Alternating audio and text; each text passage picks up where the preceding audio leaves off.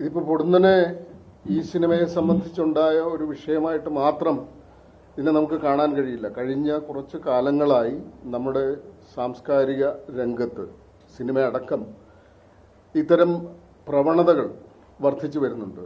അത് ഏതെങ്കിലും ഒരു രാഷ്ട്രീയ നിലപാടിന്റെ ഭാഗമായിട്ട് സംഭവിക്കുന്നു എന്ന് കരുതേണ്ടതില്ല. കാരണം ഇത്തരം CBFC പോലെയുള്ള സ്ഥാപനങ്ങൾ സ്വതന്ത്രമായിട്ട് പുതിയ ഗൈഡ് ലൈനുകൾ എഴുതപ്പെടാത്തതും അല്ലാത്തതും പുതിയ ഗൈഡ് ലൈനുകൾ സ്വയം തീരുമാനിക്കുകയും അത് നടപ്പാക്കുകയും ചെയ്യുന്നതിൻ്റെ തുടർച്ചയാണ് ഇപ്പോൾ ഈ JSK എന്ന സിനിമയുമായി ബന്ധപ്പെട്ട് സംഭവിച്ചിട്ടുള്ളത്. ഇത് നമ്മൾ അഡ്രസ്സ് ചെയ്യാതിരുന്നാൽ, കേരളത്തിൻ്റെ സാംസ്കാരിക സമൂഹം ഇത് അഡ്രസ്സ് ചെയ്യാതിരുന്നാൽ ഇത്തരം പ്രവണതകൾ തീർച്ചയായിട്ടും വർദ്ധിച്ചുകൊണ്ടേയിരിക്കും.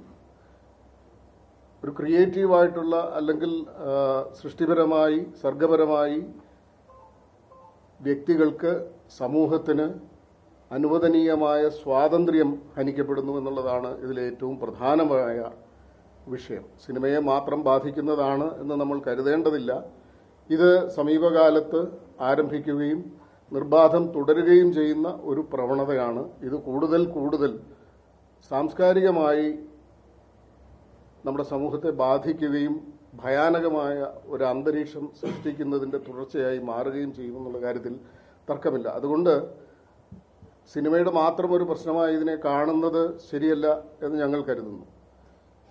അതുകൊണ്ട് തന്നെയാണ് സാംസ്കാരിക രംഗം ശ്രദ്ധിക്കുന്ന ഒരു പ്രത്യക്ഷ സമരപരിപാടിയിലേക്ക് പോകാൻ ഫെഫ്ക തീരുമാനിക്കുന്നത്. ഉണ്ണികൃഷ്ണൻ പറഞ്ഞതുപോലെ ചിലപ്പോൾ ഈ സിനിമയുമായി ബന്ധപ്പെട്ട് ഇതിൻ്റെ നിർമ്മാതാക്കൾക്കോ അതിൻ്റെ സാങ്കേതിക പ്രവർത്തകർക്കോ ചില വിട്ടുവീഴ്ചകൾ ചെയ്യാൻ അവർ നിർബന്ധിതരാകുന്ന സാഹചര്യം ഉണ്ടായേക്കാം. പക്ഷേ അങ്ങനെ ഒരു സാഹചര്യം ഒരു തവണ ഉണ്ടായാൽ ഒരു സമ്മർദ്ദത്തിൻ്റെ ഭാഗമായിട്ട് ഒരു സിനിമയുടെ റിലീസിനെ സംബന്ധിച്ച ഒരു കാലാവധിയെ സംബന്ധിച്ച ആശങ്കയും സമ്മർദ്ദവും ഒരു വഴങ്ങിക്കൊടുക്കലിന് വഴിയൊരുക്കുകയാണെങ്കിൽ നാളെ ഇതിനേക്കാൾ ഭീകരമായ അന്തരീക്ഷത്തിലേക്ക് കാര്യങ്ങൾ പോകും എന്ന കാര്യത്തിൽ സംശയമില്ല. അതുകൊണ്ട് തന്നെയാണ് സിനിമയിൽ സംവിധായക സംഘടന അടക്കം ഫെഫ്കയിലെ മറ്റ് അംഗസംഘടനകളടക്കം പ്രൊഡ്യൂസേഴ്സ് അസോസിയേഷൻ അടക്കം അമ്മ സംഘടന അടക്കമുള്ള ആളുകൾ അണിനിരന്നുകൊണ്ട് സംയുക്തമായി ഇങ്ങനെയൊരു സമരപരിപാടി ആവിഷ്കരിക്കാൻ തീരുമാനിച്ചിട്ടുള്ളത്. ഇതുകൊണ്ട് അവസാനിക്കുന്ന ഒരു സമരപരിപാടിയാകും എന്ന് പ്രതീക്ഷിക്കാൻ വഴിയില്ല.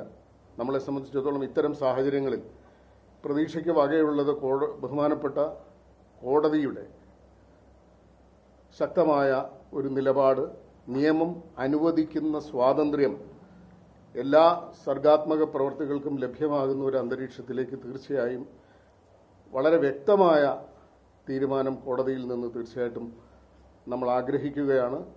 അത് സംഭവിക്കുമെന്ന് പ്രതീക്ഷിക്കുകയും ചെയ്യുന്നുണ്ട്.